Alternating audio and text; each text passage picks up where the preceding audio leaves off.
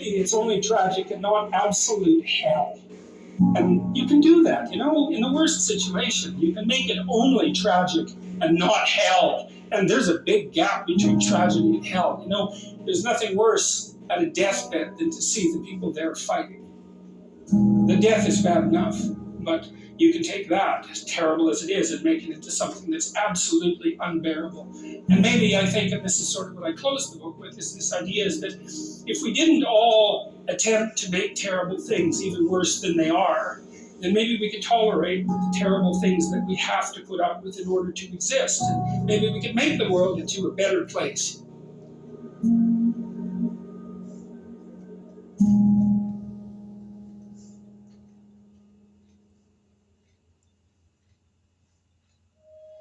It's a constant storm to try to figure out what you're about, and you change. At 26, you're all about the hustle, you're going to be a billionaire, this and that, and then you go to the bar one night and you fall in love. And it changes what you care about, right? Then you have a child, and then this happens, and then that happens. Things change. You just have to always consistently try to figure out what's driving you, and not because other people are watching, and not because that's what your dad wants, and not because that's what you said was going to happen, and it doesn't look like it, and your family's going to judge you. You just have to be as real with yourself as possible, and that is a very difficult struggle, but when you're not, you create enormous vulnerability and unhappiness. Truthful conversations redeem people. Because if you come to a clinical psychologist whose worth is salt, you have a truthful conversation. The conversation is, well, here's what's wrong with my life, and here's what caused it. Maybe it takes a year to have that conversation, and here's how it might be fixed. Here's what a beneficial future might look like. And so it's a completely honest conversation if it's working well. And all that's happening in the conversation is that the two people involved are trying to make things better. That's the goal. Let's see if we can have a conversation that will make things better.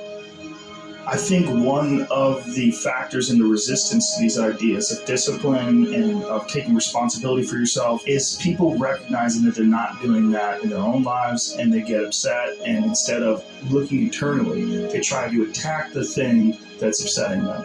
They attack your message. They attack the philosophy behind it, rather than look internally and objectively and having some sort of introspective point of view where you go, okay, am I reacting to this because this resonates? Like I'm missing this aspect of my life? Does this diminish me?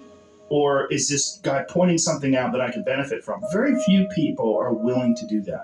Very few people are willing to take that critical moment to look at their own behavior and look at their own thought process and wonder if the actual adverse reaction they have to this person's message is because they know that they're wrong. Start the process of becoming much more honest with yourself. It will help you make much better decisions, and it will help you in the long run. It may not taste as fun or as glamorous